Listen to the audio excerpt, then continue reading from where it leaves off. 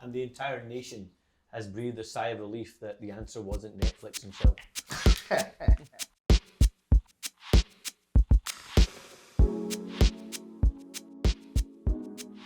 So I have here to ask Anas. And I've got And I don't an know what's in ask here. here. This could end very badly. Do you know what it says? I don't. What's your favourite place you visited in Scotland? All-time favourite place is the Highlands, where I went with Vic, my wife. Amazing. Very, very early days together. Went for a week up there. It was absolutely fantastic. So beautiful, just incredible scenery. So I'm going to go. Many places I could go for, but I'm going to go for that. As romantic as that is, what's the favourite place I've taken to you in Scotland? Oh, no, that's. Let's think. We've been so many places in Scotland. I remember. I think this was earlier this year.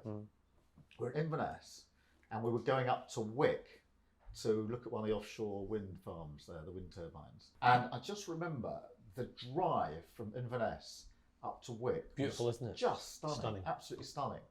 And I hadn't been up in that part before. It was absolutely incredible. So I think it took us about 2 or 3 hours to get up there.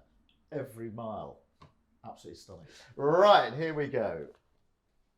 Who inspired you to go into politics? Oh, easy answer on that one. I get my politics from and my inspiration from my mum. Your mum? Absolutely. My mum was a real driving force growing up. She's one that always inspired us, always pulled us together. And we had lots of challenging moments growing up because my family's obviously been in politics for a very long time and, you know, faced a lot of challenges around racism, prejudice. Yeah. And my mum was always the shining and guiding light in all of that, always saying, we never give up, we always stay, we fight, and we always judge people by what they do, not by the background they come from or the kind of house they stay in, the kind of car they drive, but more what they do for people. So I get my politics firmly from my mum. Fantastic. Next one for you. What is your favourite memory of your parents? I think I'd go for them walking in the Lake District together. And I'll tell you, they used to go to the Lake District every year. My mum loved the Lake District. So that where you holiday when you were kids? Where we holiday every single year. And what was amazing about it was my mum had Still's disease, a very rare disease when she was young, and was told you're not going to be able to walk when you're 20. And she did, but she struggled to walk. She really struggled to walk. It was very, very, very difficult for her. And so what did she do for a holiday? She went to the Lake District where the only thing you can do is walk. And this, I'm just imagining them in my mind's eye walking in the Lake District. So she chose to do the single most difficult thing for her, which was to walk, and of course do it in a brilliantly fantastic place, which is the Lake District. She had incredible resilience. She was a nurse, and so her livelihood was the NHS. But she got really, really ill, and her lifeline really was the NHS in the end, as she got iller and iller. In the end, she couldn't walk, and it broke her, but she used to go back to the Lake District every year, determined that she wasn't going to be told she couldn't walk. So that is not just the image of them on holiday, but it's the sort of story of my mum's courage and determination. It's clear from both our answers that we're both mummy's boys. Eh? Right, Anas, here we go. On to the next question. Are you nervous? Naturally nervous, but let's see. Yes. Well, why did you become a dentist? Oh, great question. Ultimately, public service. Although I often say I don't choose the popular professions because people don't normally like their dentists very much. They don't normally like politicians very much. So I'm a bit of a glutton for punishment. But public service, and I've always viewed working in the NHS, my first ever job working in the NHS, as public service. So that was your first ever job? Yeah, absolutely. So a great privilege of going to Glasgow University, studying as a dentist, and then working in Paisley as a local NHS dentist. Paisley, which at that time had one of the worst health outcomes, dental health outcomes when you went in Europe. Right, absolutely. Okay. And working directly with some of the most disadvantaged communities, supporting them, warming them to the safety of a dental environment is always a challenge.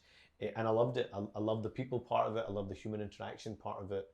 And that public service is what ultimately drew me into politics. It's difficult to love your dentist though, isn't it? Yeah, I love dentistry. I love dentistry. I'm not sure my patients love the dentist, so I'm not sure that's... Our little girl's just had to have 2 teeth taken out, and She's not in love with her dentist just at the moment. Oh, really? No, I would have done it much more gently. She would have loved me as a dentist. I would hope.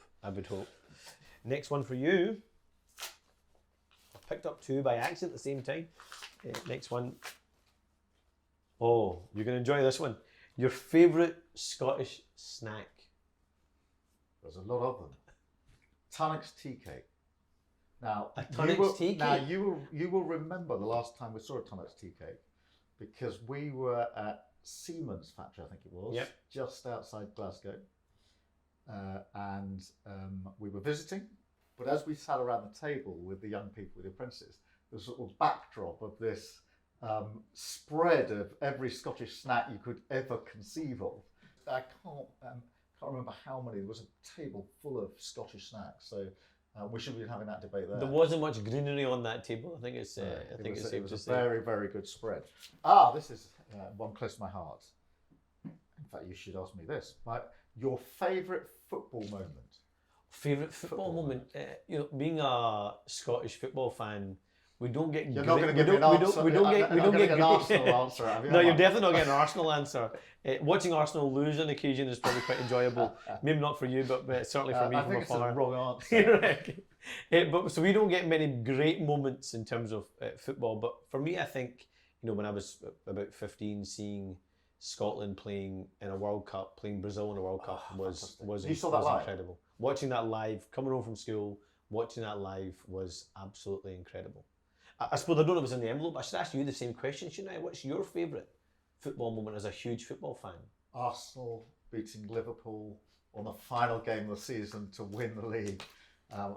Michael Thomas goal, absolutely fantastic. And will you ever see that moment again? Will you ever see that moment again? I think we're doing pretty well.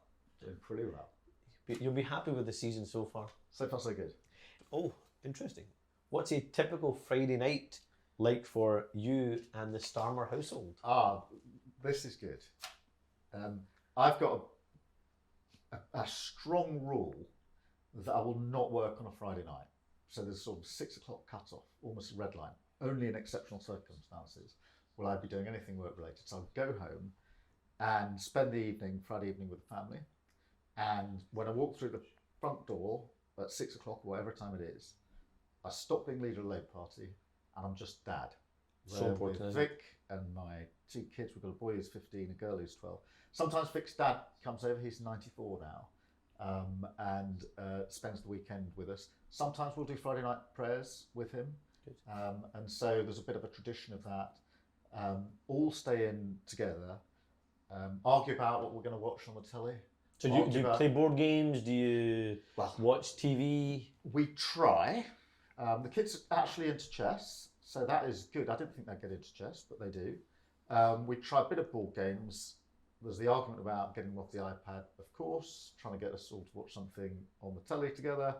And then another argument about what takeaway we may or may not get. But it's just family time at home every Friday. How valuable is that given the job they do? It's incredible just to walk through the door. And, the relationship with my kids who just keep me grounded is dad. They're good at that, aren't they? They have to be my first priority. And so there's a moment of relief, and that's why I protect it so much. I don't want to be one of these dads, and it nearly always is dads, that says in several years' time, I wish I'd spent more time with my kids. If you want to spend more time with your kids, spend more time with your kids. Amazing. And the entire nation has breathed a sigh of relief that the answer wasn't Netflix and chill. Right, the last question. Here we go. Oh, what is your perfect night in? Not actually, really similar to yours. A night in with the kids, a movie night. My kids are, one's gonna be 15 shortly, 13 and 7.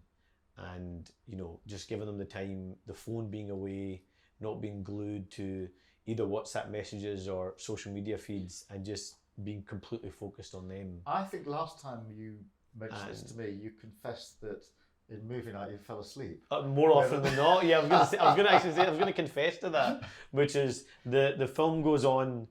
I have great excitement, enthusiasm. Get all the snacks out, the popcorn's out, the chocolate's out, the fizzy drink is out. And once I know that the full attention of the kids is on the screen, I may pop off for a little nap, but get caught because of my snoring, which is not very good. Fantastic. A real pleasure.